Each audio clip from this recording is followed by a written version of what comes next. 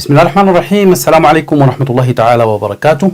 لم يكن أسوأ المتشائمين تنبؤا بمستقبل ما كانت تسمى بقوات الدعم السريع يظن في نظرة السوداوية تجاه هذه القوات أنهم ممكن يصلوا لهذا الدرك السحيق من بؤس الحالة اللي هم فيه الآن، من قائد عسكري مهيب تقف خلفه عشرات الآلاف من الجند المدججة بالسلاح، ومن نائب رئيس يصول ويجول بطائرة رئاسية شرقا وغربا وشمالا وجنوبا إلى مجرد حسابات على وسائل التواصل الاجتماعي وذكاء اصطناعي من هنا ودبلير من هناك، من واحد قائد وأخوه قائد ثاني وأخ ثالث وزير ورابع رجل أعمال، يصبح الأول مجرد حساب يغرد والثاني هارب معرد والثالث ضايع متشرد والرابع لا عارف من وين يصدر ولا من وين يورد. والأنكى والأمر تدوير مقاطع فيديو قديمة من يوم تمرده الأول ومحاولة دخوله للقصر الجمهوري وإعلان نفسه رئيسا،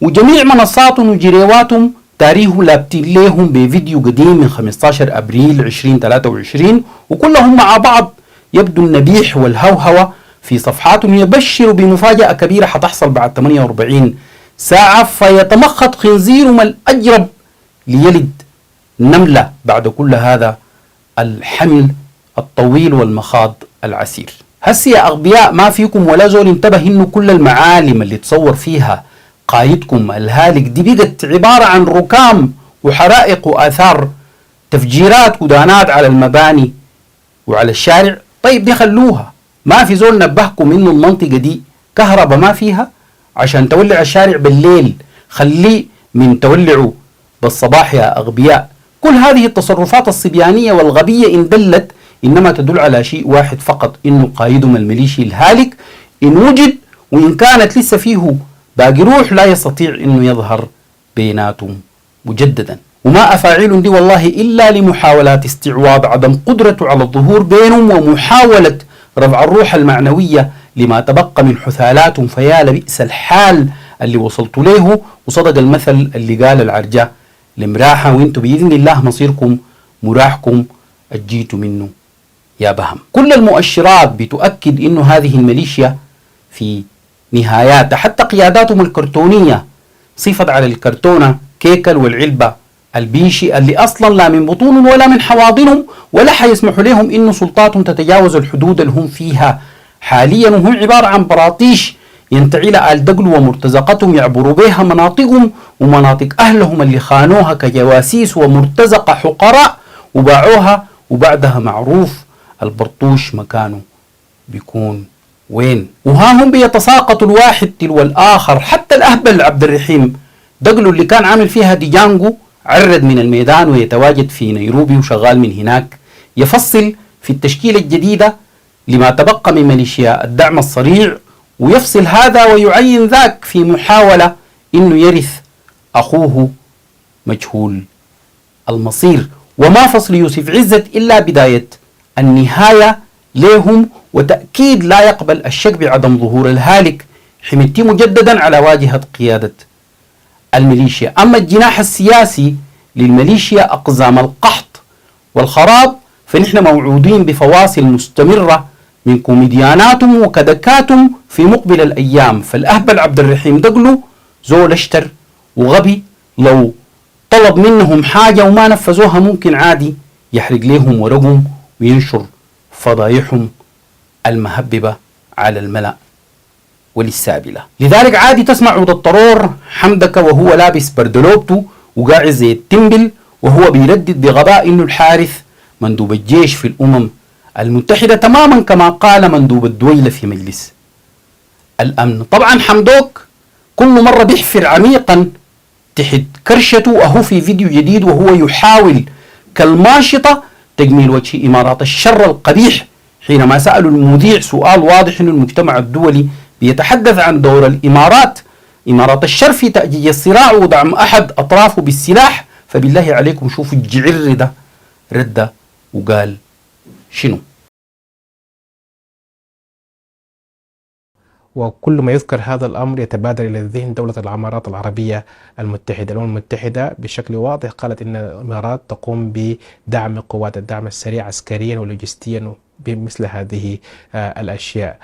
يعني كيف أولا تعلقون على موقف الإمارات العربية المتحدة؟ لديكم قنوات اتصال مفتوحة مع الإمارات العربية المتحدة، هل طلبتم منهم بشكل مباشر وواضح بأن يتوقفوا عن هذا الدعم، وماذا كانت إجابتهم على هذا السؤال؟ نحن على تواصل مع كل الفاعلين في هذا الملف، دولة الإمارات، الشقيقة مصر، دي الزيارة الثانية لأن نحن شاركنا معهم في تواصل مستمر، بقية دول الجوار، اثيوبيا، تشاد، السعودية، الجوار البعيد برضو، والأشقاء في محلات ثانية، فنحن على تواصل مع كل هذه الجهات. نعم، يعني كيف ردت لكم الإمارات في هذا الطلب تحديدا؟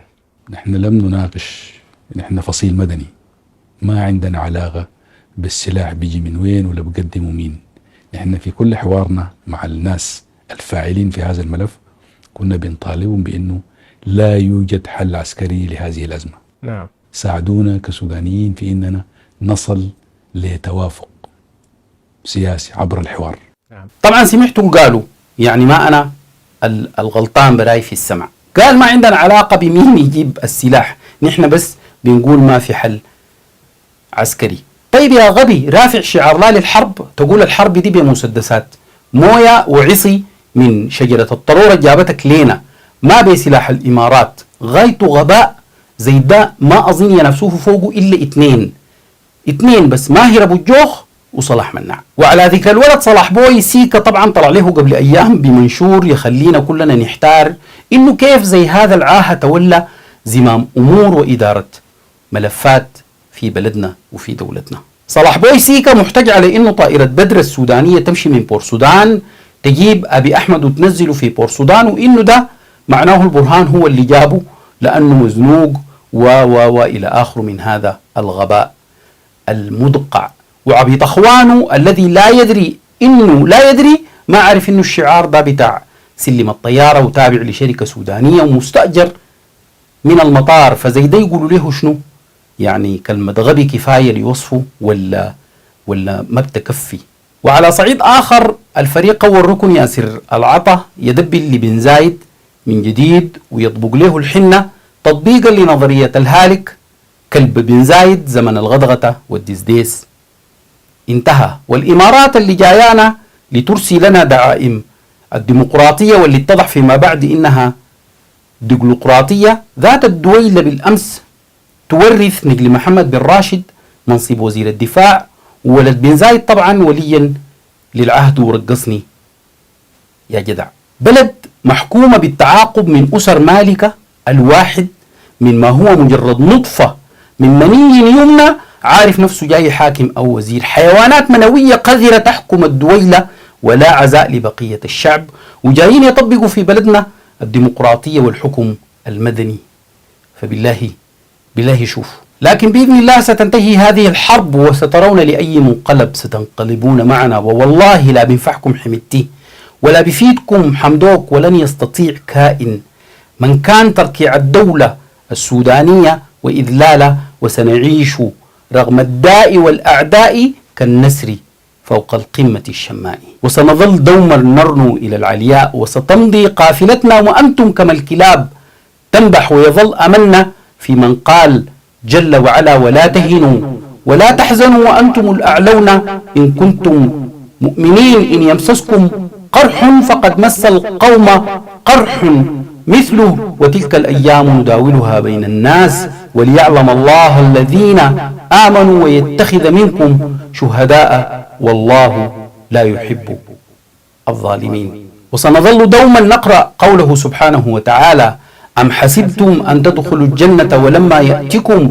مثل الذين خلوا من قبلكم مستهم البأساء والضراء وزلزلوا حتى يقول الرسول والذين آمنوا معه متى نصر الله ألا إن نصر الله قريب، ألا إن نصر الله قريب، وقريبا سننتصر ونشرب إن وردنا الماء صفوا ويشرب غيرنا كدرا وطينا. ولن تجد لك حينها ميناء في شواطئنا، ولن تتمكن من رقعة أرض زراعية في بلادنا لتستغلها وتعلف بها دولة المعيز بتاعتك أيها التيس الأجرب.